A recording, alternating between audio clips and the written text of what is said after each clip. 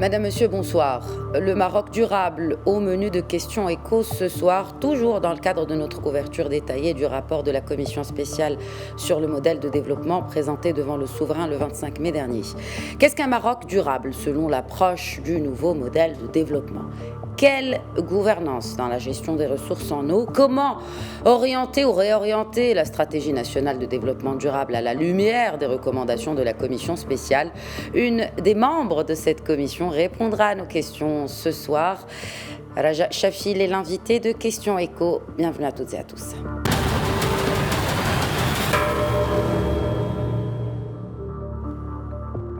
J'ai donc le plaisir d'accueillir depuis Rabat par Skype Raja Chafil, membre de la commission spéciale sur le modèle de développement, également directrice du centre de compétences en changement climatique, les 4C. Bonsoir Raja Chafil, merci d'être avec nous ce soir sur Médien TV. Bonsoir Madame Hirsan, merci pour l'invitation. Alors, comme un peu le modèle de ce rapport, commençons peut-être par un diagnostic et notamment sur cette question de l'eau qui, selon le rapport, eh bien, dans notre pays, la sécurité hydrique est précaire. Est-ce sur cette base-là que s'est construit un peu cette stratégie ou cette feuille de route telle qu'imaginée par la Commission? Bien sûr, oui, comme on le sait, la question de l'eau est cruciale. Pas seulement pour le Maroc, mais pour tous les pays du monde, parce que nous savons que sans l'eau, non seulement il n'y a pas de vie, mais également il n'y a pas d'économie, chose qu'on a tendance à oublier. L'industrie a besoin d'eau, l'agriculture a besoin d'eau, et donc sans eau, il n'y a pas de développement, il n'y a pas de vie tout simplement. Alors, je voudrais dès le départ dire que, en fait, quand on était en train de faire le diagnostic, l'idée pour la commission était d'énoncer dès le départ que l'un des droits du citoyen qui est cité dans la Constitution de 2011 est préservé, à savoir donc le droit du citoyen de vivre dans un environnement sain et préservé et de vivre dans un environnement résilient face au changement climatique. Alors l'eau, oui, comme vous le dites, on a déjà dépassé le stress hydrique parce qu'aujourd'hui au Maroc, on est à quelque chose comme ressources disponibles à 650 mètres cubes par habitant et par an, quand on sait qu'au niveau mondial, pour parler de stress hydrique, c'est en dessous de 1000 mètres cubes par habitant et par an. Alors, qu'est-ce qui a amené à cette situation de pénurie d'eau? Tout d'abord, bien entendu, les sécheresses récurrentes qu'a vécu le Maroc durant ces 20 dernières années, même plus, à cause du changement climatique. On le sait, ces dernières années, on reçoit de moins en moins d'eau, ce qui fait que dans les barrages, il y a de moins en moins de quantité d'eau qui sont stockées, et ce qui fait que nous vivons déjà ce stress hydrique. Alors, quand on sait que l'agriculture, par exemple, utilise 85% des ressources en eau, il y a quand même des efforts à faire dans ce cadre-là. Il y a bien sûr plusieurs préconisations de la Commission concernant le secteur de l'eau. Nous allons y revenir justement. Et puisque vous parlez de préconisation, parce que moi, ce qui est intéressant dans cette approche de votre commission, de cette commission spéciale sur le modèle de développement, c'est qu'on parle plus de stress hydrique, mais maintenant on parle de sécurité hydrique. Donc là, il est question vraiment, c'est comme on parle un peu de sécurité alimentaire. Alors, puisqu'on parle de recommandations, il s'agit aussi de gestion des ressources en eau. Vous avez parlé de certains facteurs qui ont fait qu'on arrive à un stress hydrique assez délicat, en l'occurrence avec ces sécheresses à répétition. Mais qu'en est-il de la gestion des ressources en eau? Que propose votre commission en ce qui concerne la gouvernance dans la gestion des ressources en eau dans notre pays? Alors, concernant la bonne gouvernance des ressources en eau au Maroc, la Commission a fait plusieurs propositions. On peut en citer au moins les plus pertinentes. D'une part, la Commission a proposé, pour qu'il y ait une gestion intégrée des ressources en eau, il a proposé à ce qu'il y ait la création d'une agence nationale de gestion de l'eau Ange. Alors, cette agence serait chargée justement d'une gestion intégrée des ressources en eau, tout en veillant sur la convergence des politiques, toutes les politiques qui touchent au secteur de l'eau. Et donc, elle aurait comme mission, par exemple, de statuer sur l'allocation des ressources en eau, notamment pour des secteurs... Cette agence dépendrait de qui? Est-ce qu'elle dépendrait du ministère, de la primature? Elle serait indépendante? Parce que c'est l'une des critiques aussi qui reviennent, non seulement par rapport à ce rapport de la commission spéciale sur le modèle de développement, mais c'est la multitude d'agences et d'autres institutions, mais in fine, est-ce qu'on dresse le bilan des agences déjà existantes pour qu'on puisse en créer d'autres? Oui, alors la Commission préconise la création urgente, en fait, de cette agence déjà, vu l'urgence de la problématique dès 2021. Maintenant, la Commission propose les départements avec lesquels cette agence devrait collaborer. En fait, elle viendrait remplacer déjà le comité interministériel de l'eau, mais suivrait les recommandations du Conseil supérieur de l'eau et du climat. Maintenant, parmi les ministères qui sont cités et qui vont collaborer avec cette agence, il y a bien entendu le ministère de l'Intérieur, parce qu'il gère tout ce qui est relation avec les collectivités locales, avec les communes, etc., en matière de distribution d'eau, etc., et le département de l'environnement. Donc, ce sont deux départements clés avec lesquels cette agence doit travailler. Chafil, alors, et qu'en est-il, qu'adviendra-t-il du coup des agences de bassin hydraulique et de gouvernance de l'eau? Non, cette agence, d'ailleurs, la Commission, si vous avez regardé, propose de renforcer davantage les agences de l'eau. Donc, et cette agence va travailler en étroite collaboration avec les agences de l'eau. Pourquoi? Parce que c'est elle qui gère l'eau sur le plan territorial. Donc, il ne s'agit pas du tout de les remplacer, au contraire. Donc, c'est la centralisation des efforts de ces agences-là qui sont régionales. C'est beaucoup plus une coordination, si vous voulez. C'est beaucoup plus une action de coordination, une action d'arbitrage, une action de normalisation, parce que cette agence, c'est elle qui va, par exemple, encourager l'utilisation de ressources non conventionnelles, comme l'eau dessalée, comme les eaux usées épurées, et qui va veiller sur la mise en place des normes pour les utiliser de manière sécuritaire. Et donc, voilà, donc c'est elle qui sera le gendarme, entre guillemets, de la gestion de l'eau au Maroc. Mais bien sûr, les agences de bassin, au contraire, seront appelées à avoir des missions beaucoup plus renforcées.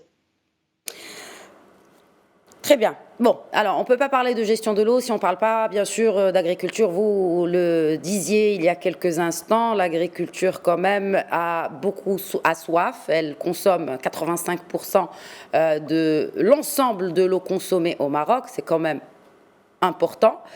Quelle gestion proposez-vous et comment implémenter ces recommandations pour une agriculture plus durable au Maroc, Raja Chafil? Oui, alors je l'ai dit tout à l'heure et comme vous le dites si bien, le plus gros consommateur d'eau au Maroc, ça reste l'agriculture avec 85% des ressources en eau. Maintenant, l'agriculture, à travers l'extension des surfaces en irrigation, donc consomme de plus en plus d'eau. On a tendance à croire que l'irrigation localisée avec le goutte à goutte va nous aider à économiser de l'eau. Oui, bien sûr, mais on peut se poser la question aujourd'hui, et d'ailleurs le rapport de la Commission se pose la question, jusqu'à où on peut aller avec l'extension de l'irrigation. Parce que des terres qui au départ dépendaient, donc c'était des terres bourres qui dépendaient de l'eau de pluie, vont être de plus en plus irriguées. Et ce qu'il faut savoir également, c'est que dans certaines régions du Maroc, où on manque d'eau, on creuse des puits allant jusqu'à jusqu'à moins de 100 mètres de profondeur. Et à moins de 100 mètres, on est déjà dans les nappes qui sont à préserver parce que ces nappes souterraines constituent une réserve stratégique. Ouais, qui s'amenuisent jour après jour. On a des nappes phréatiques qui sont quasiment sèches aujourd'hui, Raja Chafil. Voilà. Absolument. Voilà, exactement. Donc il faut un gendarme aussi pour contrôler cela. Parce que je mets bien sûr gendarme entre guillemets. Oui, oui. Non, c'est entre guillemets. Donc, c'est cette agence-là, en fait, qui va statuer, comme j'ai dit tout à l'heure, sur l'allocation des ressources en eau. On sait également, il n'y a pas que l'agriculture, le secteur du tourisme également est un gros consommateur des ressources en eau. Et donc, cette agence veillerait sur l'allocation de manière raisonnée des ressources en eau entre les usages domestiques pour les citoyens et puis les autres usages, à savoir l'usage pour l'agriculture, pour le tourisme, pour l'industrie, etc.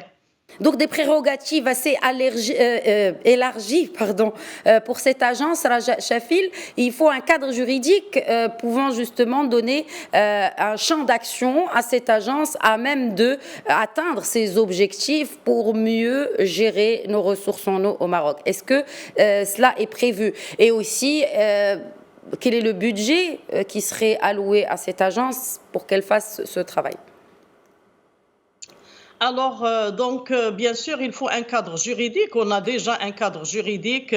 On a des plans. On a le plan national d'alimentation en eau potable et d'irrigation, le plan d'urgence d'alimentation en eau, etc. Donc, et on a des lois. La loi sur l'eau, les lois environnementales sur la gestion des déchets ou encore sur les études d'impact sur l'environnement, etc. Tout ça va alimenter, bien entendu, le travail de l'agence. Maintenant, quand l'agence sera là, certainement qu'elle sera créée par un texte réglementaire qui va préciser ses missions, comment elle va travailler, etc. Et certainement que cette agence-là, elle-même veillera sur la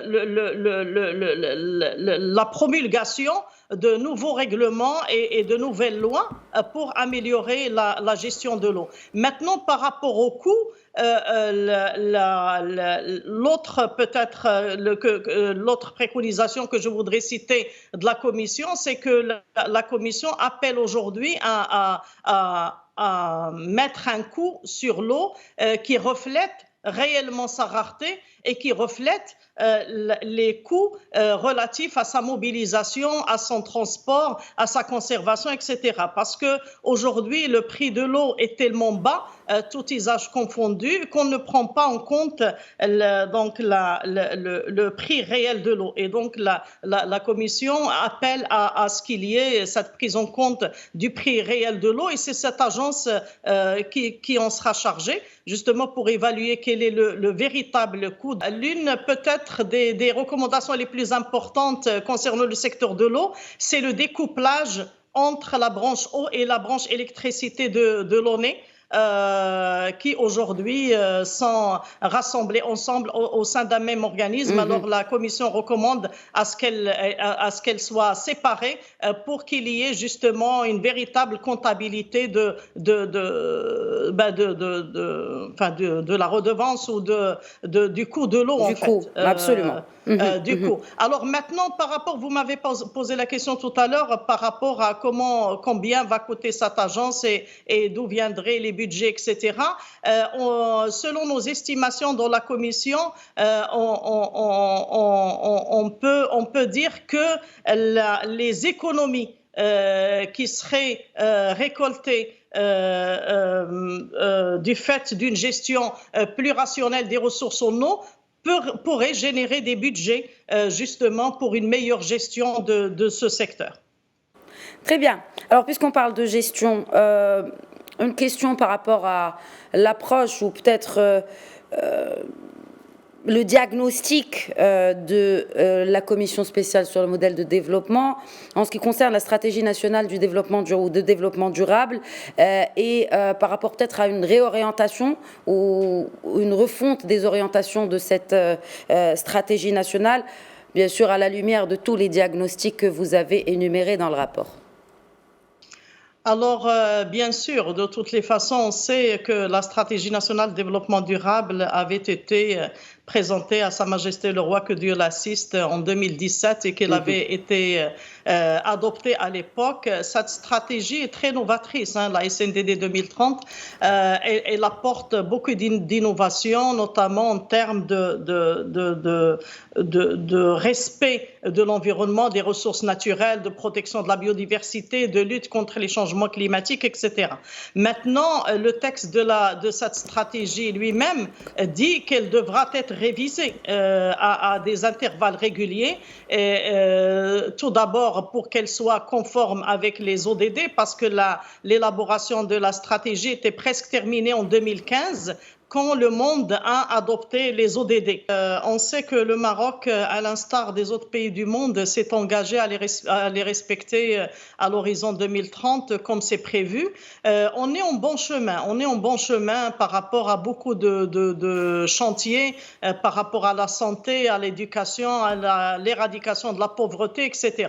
Mais curieusement, quand vous regardez, puisque c'est le HCP, le Haut Commissariat au Plan, qui est chargé d'élaborer des rapports annuels sur la mise en œuvre des ODD. Curieusement, le HCP, dans son rapport de 2020 sur l'évaluation de l'atteinte des ODD, cite toutes les avancées que notre pays, bien sûr, a enregistrées concernant presque la majorité des ODD, mais cite que les ODD où on aura du mal, ou en tout cas qui constituent un véritable défi pour le Maroc et risque d'avoir des soucis pour être atteint à l'horizon 2030, c'est la protection de la biodiversité, aussi bien marine que terrestre, et la lutte contre les changements climatiques. Alors, vous voyez que même si on atteint les autres ODD sur le plan social, sur le plan développement économique, égalité des femmes, etc., il reste ces défis-là écologiques. D'où l'orientation ou d'où la réorientation de la SNDD, de la Stratégie nationale de développement durable. Exactement, donc il faudrait la réorienter et peut-être qu'elle soit plus, qu'il y ait une meilleure appropriation par tous les acteurs, non seulement les départements ministériels, mais également les autres acteurs, notamment le secteur privé et les collectivités territoriales, etc. Aujourd'hui, par exemple, juste pour citer un exemple, avec le Green Deal européen qui se met en place et qui sera en vigueur à partir de 2023, on va appliquer ce qu'on appelle la taxe carbone aux frontières. Alors, la taxe carbone aux frontières, selon les premières estimations qui sont faites par le secteur privé lui-même, ça va concerner 65% de nos exportations vers l'Europe. C'est-à-dire que pour chaque produit, qu'il soit agricole ou industriel ou autre, que nous allons devoir exporter vers l'Union européenne, mais demain aussi ce sera vers le Canada, vers les États-Unis et vers d'autres pays. Pour chaque produit, nous allons devoir prouver qu'il a consommé, qu'il a émis en fait très peu de carbone et donc qu'il a été produit de manière écologique, etc.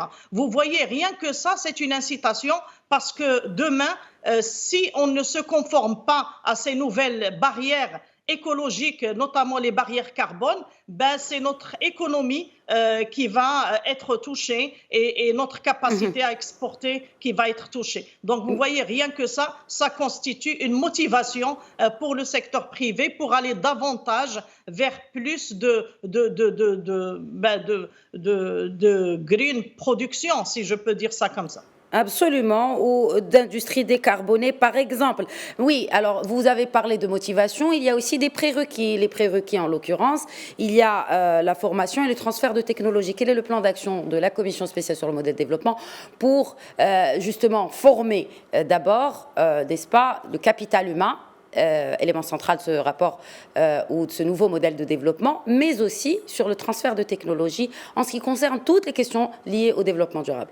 Et concernant ce volet développement durable, bien sûr, la Commission a préconisé, entre autres, la formation sur les métiers verts. Parce que ça, c'est très important. Nous devons déjà nous préparer en formant nos jeunes sur les métiers verts, sur la production verte, etc. Ça, c'est très important si nous voulons avoir une véritable économie verte. Parce qu'aujourd'hui, au Maroc, le potentiel est énorme en termes de développement d'économie circulaire et d'économie verte, mais il est vraiment sous-utilisé. Pour vous dire, nos déchets, par exemple, les déchets ménagers notamment, ne sont recyclés qu'à quelque chose entre 5 et 7%. Nous ne pouvons plus continuer à mettre tous les déchets dans les décharges. Il faudrait commencer le plus rapidement possible au Maroc avec le tri à la source, parce que les déchets, il faut les considérer comme une ressource. Alors, je reviens à la formation. Pour qu'il y ait justement développement d'industrie verte, il faudrait qu'il y ait des gens formés sur tout ce qui est recyclage, tout ce qui est économie circulaire, et qu'il y ait une recherche-innovation en termes de transformation des déchets en ressources.